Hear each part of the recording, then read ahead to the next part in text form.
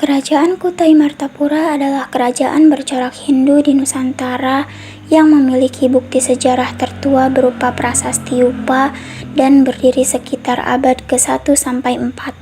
Pusat kerajaan ini terletak di Muara Kaman, Kalimantan Timur. Nama Kutai diberikan oleh para ahli mengambil dari nama tempat ditemukannya prasasti yang menunjukkan eksistensi kerajaan tersebut. Informasi nama Martapura diperoleh oleh kitab Salasilah Raja Dalam Negeri Kutai Kartanegara yang menceritakan pasukan kerajaan Kutai Kartanegara dari Kutai Lama menyerang ibu kota kerajaan ini. Kerajaan Kutai terletak di Sungai Muara Kaman, Kalimantan Timur, yang berdiri pada tahun 400 Masehi. Kerajaan Kutai merupakan kerajaan-kerajaan Hindu tertua yang menjadi cikal bakal kerajaan-kerajaan Hindu-Buddha di Indonesia. Sumber sejarah kerajaan Kutai adalah prasasti Yupa yang berbahasa Sanskerta dan huruf Palawa. Pendiri Kerajaan Kutai. Kerajaan Kutai yang terkenal sebagai kerajaan Hindu tertua di Indonesia merupakan kerajaan yang memiliki sejarah panjang sebagai cikal bakal lahirnya kerajaan-kerajaan lainnya di Indonesia. Nama Kutai sendiri diketahui oleh para ahli mitologi setelah ditemukannya sebuah prasasti, yaitu Yupa. Prasasti Yupa diidentifikasi sebagai peninggalan asli dari pengaruh agama Hindu dan Buddha yang menggunakan bahasa Sanskerta dengan huruf Palawa. Dari prasasti inilah kemudian ditemukan nama Raja Kudungga sebagai pendiri kerajaan Kutai. Nama Maharaja Kudungga ini ditafsirkan oleh para ahli sejarah sebagai nama asli Indonesia yang belum terpengaruh dengan bahasa India. Sedangkan keturunannya seperti Raja Mulawarman dan Aswawarman diduga memiliki pengaruh besar budaya Hindu dari India. Hal tersebut dikarenakan kata Warman pada setiap akhiran namanya berasal dari bahasa Sanskerta yang biasa digunakan oleh masyarakat India bagian selatan. Inilah yang mengakibatkan banyak orang yang menyebut bahwa kerajaan Kutai merupakan kerajaan yang bercorak Hindu dengan pengaruh budaya India begitu kental. Tak heran jika pola kehidupan pada masa itu juga menyerupai kehidupan kerajaan-kerajaan Hindu di India. Selanjutnya, dari prasasti Yupa diketahui juga nama-nama raja yang memerintah kerajaan Kutai setelah wafatnya pendiri tersebut, yaitu sebanyak 20 generasi sebagai berikut. 1. Maharaja Kudungga, bergelar Anumerta Dewa Warman sebagai pendiri. 2. Maharaja Aswawarman, anak dari Raja Kudungga. 3. Maharaja Mulawarman, sebagai raja yang terkenal. 4. Maharaja Marawijaya Warman. 5. Maharaja Gajayana Warman. 6. Maharaja Tungga Warman. 7. Maharaja Jayanaga Warman. 8. Maharaja Nalasinga Warman. 9. Maharaja Gadingga Warman Dewa. 10. Maharaja Indra Warman Dewa. 11. Maharaja Sangga Warman Dewa. 12. Maharaja Candrawarman. 13. Maharaja Sri Lanka Dewa. 14. Maharaja Guna Parana Dewa. 15. Maharaja Wijaya Warman. 16. Maharaja Sri Aji Dewa. 17. Maharaja Mulya Putra. 18. Maharaja Nala Pandita. 19. Maharaja Indra Paruta. 20. Maharaja Dharma Satya. Dari 20 generasi tersebut, raja yang terkenal adalah Raja Mulawarman. Namun, setelah peninggalan Raja Kudungga, Kutai dipimpin oleh Aswawarman. Pemerintahan Aswawarman tidak berlangsung lama yang kemudian digantikan oleh anaknya, Mulawarman. Masa kejayaan Kerajaan Kutai. Kejayaan pada masa pemerintahan Raja Mulawarman ditulis dalam prasasti Yupa. Dalam prasasti tersebut dikatakan bahwa Mulawarman telah melakukan upacara pengorbanan emas yang jumlahnya sangat banyak. Emas tersebut dibagikan kepada para rakyatnya. Selain itu juga dijadikan sebagai persembahan kepada para dewa. Selanjutnya, masa kejayaan pemerintahan Mulawarman bukan hanya ditandai dari bukti tertulis dalam prasasti Yupa saja. Banyak aspek yang mendorong kerajaan tersebut mencapai masa kemasaannya. Adapun jika dilihat dari beberapa aspek lainnya adalah sebagai berikut. 1. Aspek sosial. Kehidupan sosial pada kerajaan ini ditandai dengan adanya golongan terdidik yang banyak. Golongan terdidik ini menguasai bahasa Sanskerta serta huruf Palawa. Adapun golongan tersebut adalah golongan Brahmana dan Ksatria. Golongan Ksatria terdiri dari kerabat Raja Mulawarman pada masa itu. Hal tersebut dibuktikan dengan adanya upacara pemberkatan seseorang yang memeluk agama Hindu, di mana para Brahmana memakai bahasa Sanskerta yang sering digunakan pada prosesi adat tertentu, namun sulit untuk dipelajari. Oleh sebab itu, dapat disimpulkan bahwa pada masa itu para Brahmana memiliki intelektual yang tinggi. Pada masa pemerintah Raja Mulawarman, stabilitas politik begitu terjaga. Sistem politik menjadi kekuatan yang besar pengaruhnya dalam memimpin suatu kerajaan. Hal tersebut juga disebutkan di Prasasti Yupa bahwa Raja Mulawarman dikatakan menjadi raja yang berkuasa, kuat, serta bijaksana. Secara jelas, isi Prasasti Yupa tersebut adalah Sang Maharaja Kudungga yang amat mulia mempunyai putra yang mansyur, bernama Sang Aswawarman. Ia seperti Sang Ansuman, Dewa Matahari. Dengan menumbuhkan keluarga yang sangat mulia, Sang Aswawarman memiliki putra 3, seperti api yang suci berjumlah 3. Yang terkemuka dari ketiga putra itu ialah Sang Mulawarman, raja yang baik, kuat, dan bijaksana. Sang Mulawarman telah melakukan kenduri dengan emas yang amat banyak. Karena kenduri itulah Tugu Batu ini didirikan oleh para Brahmana.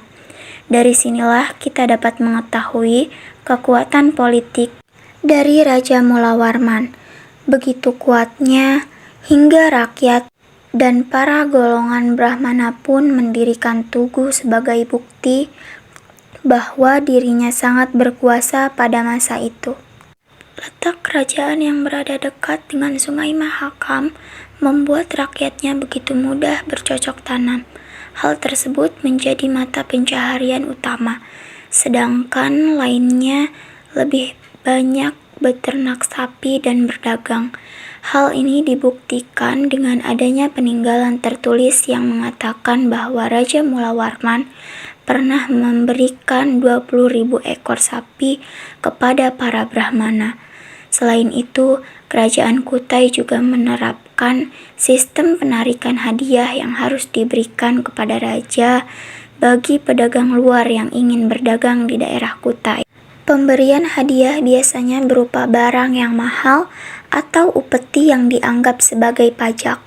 Oleh sebab itu, Kutai mendapatkan banyak pemasukan dari berbagai sumber.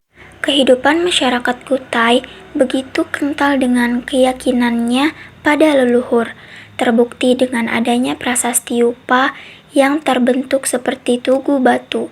Jika dilihat asal-usulnya, Tugu Batu sendiri merupakan peninggalan nenek moyang pada zaman Megalitikum. Kemudian terdapat menhir dan batu berundak.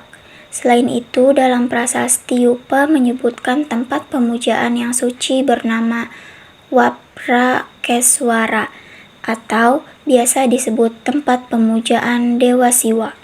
Oleh sebab itu, diyakini bahwa raja sebagai penganut agama Hindu Siwa bercampur dengan golongan Brahmana, sedangkan rakyatnya dibebaskan untuk menganut agama Hindu dalam aliran lainnya. Masa kejayaan tersebut tak berlangsung lama.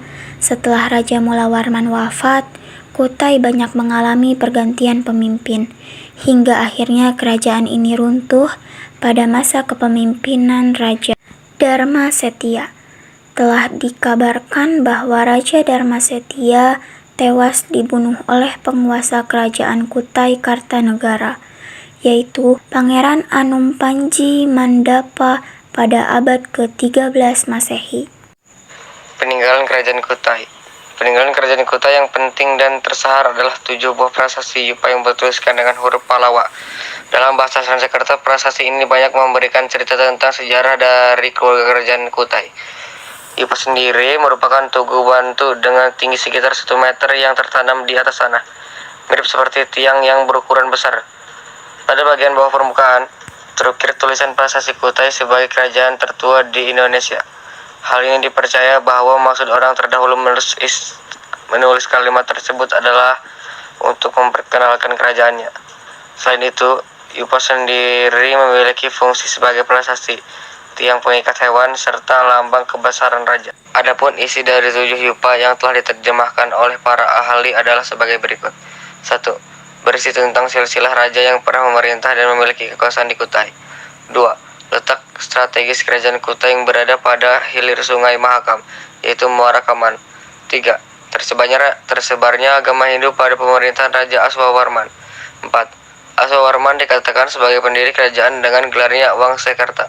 5. Wilayah kerajaan tertulis meliputi keseluruhan wilayah Kalimantan Timur. 6. Menceritakan kondisi kehidupan di kota yang aman dan sejahtera. 7.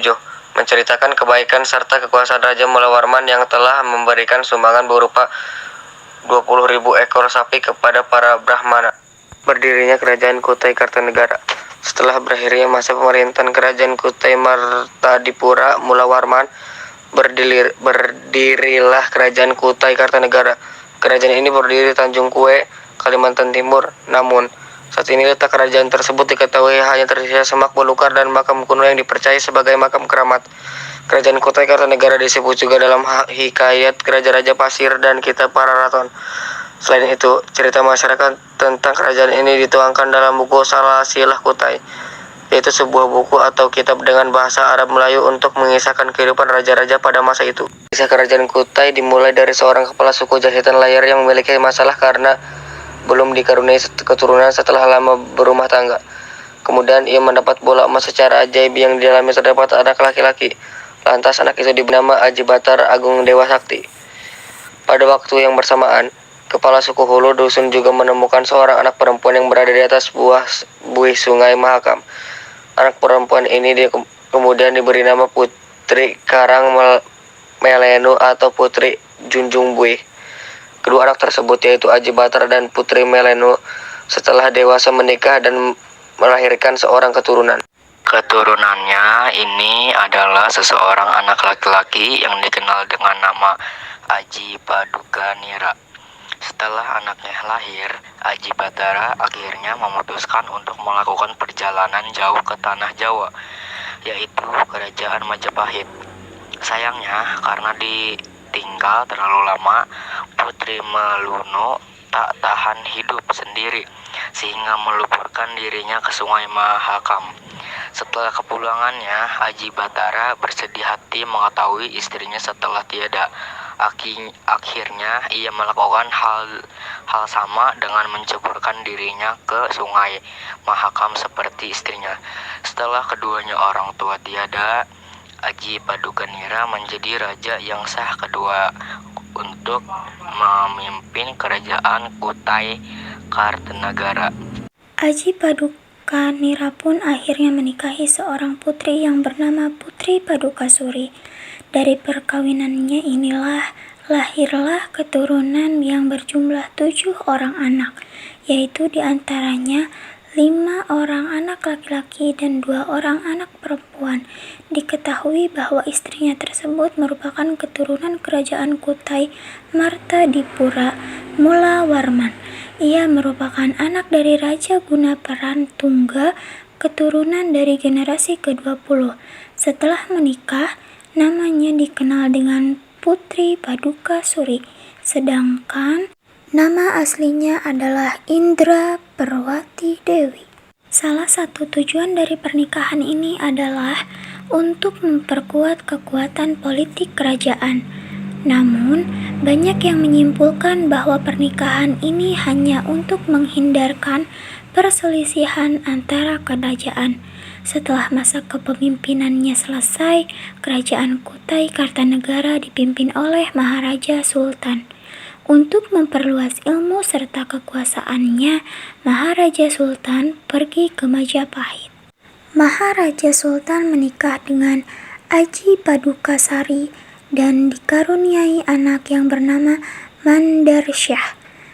Tak berlangsung lama, akhirnya kepemimpinan ayahnya ini diserahkan kepada anak tersebut, yaitu Raja Mandarsyah. Pada usia 4 tahun, ayahnya tersebut meninggal dunia.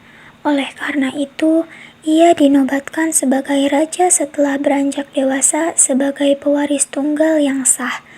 Namun, Raja Mandarsyah tidak dikaruniai keturunan selama masa kepemimpinannya, sehingga ia harus menyerahkan kepemimpinannya kepada Tumenggung Bayabaya hingga akhir kepemimpinan yang terus berganti dengan penerus-penerus baru. Silsilah Kerajaan Kutai Kartanegara. Kerajaan Kutai Kartanegara merupakan kerajaan yang memiliki silsilah panjang. Hal ini juga dikarenakan perkembangan dan transisi masa perubahan keyakinan, yaitu Hindu ke Islam. Oleh sebab itu, kerajaan ini juga dikenal dengan kesultanan. Berikut ini adalah silsilah kepemimpinan kerajaan Kutai Kartanegara. Berikut silsilah kerajaan Kutai Kartanegara. Yang pertama yaitu Aji Batara Agung Dewa Sakti, sekitar 1300 sampai 1325 Masehi. Yang kedua, Aji Batara Agung Padukanira 1325 sampai 1360 Masehi. Yang ketiga, Maharaja Sultan 1360 sampai 1420 Masehi. Yang keempat, Raja Mandarsyah 1420 sampai 1475 Masehi. Yang kelima, Pangeran Tumenggung Bayabaya 1475 sampai 1545 Masehi. Yang keenam, Raja Mahakota 1454 sampai 1610 Masehi. Yang ketujuh, Aji Dilanggar 1610 sampai 1635 Masehi. Yang kedelapan, Pangeran Sinung Panji 1635 sampai 1650 Masehi. Yang kesembilan, Pangeran Dipat Agung 1650 sampai 1665 Masehi. Yang kesepuluh, Pangeran Dipati Majakusuma 1665 sampai 1686 Masehi. Yang kesebelas, Aji Ragi Gelaratu Agung 1686 sampai 1700 Masehi. Yang kedua-belas, Pangeran Dipati Tua 1700 sampai 1710 Masehi. Yang ke-15, Sultan Aji Muhammad 1778 sampai 1780 Masehi. Yang ke-16, Sultan Aji Muhammad Muslihuddin 1780 sampai 1816 Masehi. Yang ke-17, Sultan Aji Muhammad Salehuddin 1816 sampai 1845 Masehi.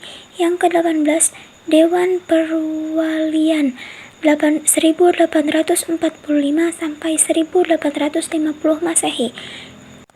Yang ke-20, Sultan Aji Muhammad Alimuddin 1899 sampai 1910 Masehi. Yang ke-21, Pangeran Mangkunegoro 1910 sampai 1920 Masehi. Yang ke-22, Sultan Aji Muhammad 1920 sampai 1960 Masehi. Kesimpulan dari materi kali ini yaitu tentunya kita semakin tahu sejarah panjang dari kerajaan-kerajaan yang ada di Indonesia, salah satunya yaitu Kerajaan Kutai. Seperti yang telah kita baca sebelumnya, Kutai merupakan kerajaan Hindu tertua di Indonesia. Letaknya di Kalimantan Timur, dekat dengan Sungai Mahakam. Kerajaan Kutai didirikan oleh Kudungga, seorang yang pada awalnya dianggap sebagai kepala suku. Seiring berjalannya waktu, penerus kerajaan Kutai, yaitu anak Kudungga yang bernama Aswawarman, membentuk sistem kekerajaan di Kutai. hingga masa kejayaan Kutai yang dipimpin oleh Raja Mulawarman, salah satu anak dari Aswawarman. Semua kisah serta peninggalan Kutai diceritakan oleh tugu batu yang disebut prasasti Yupa. Akhirnya, Kutai Mulawarman runtuh di tangan Kutai Kartanegara. Nah, itu tadi kesimpulan yang kami dapatkan pada materi bab kali ini.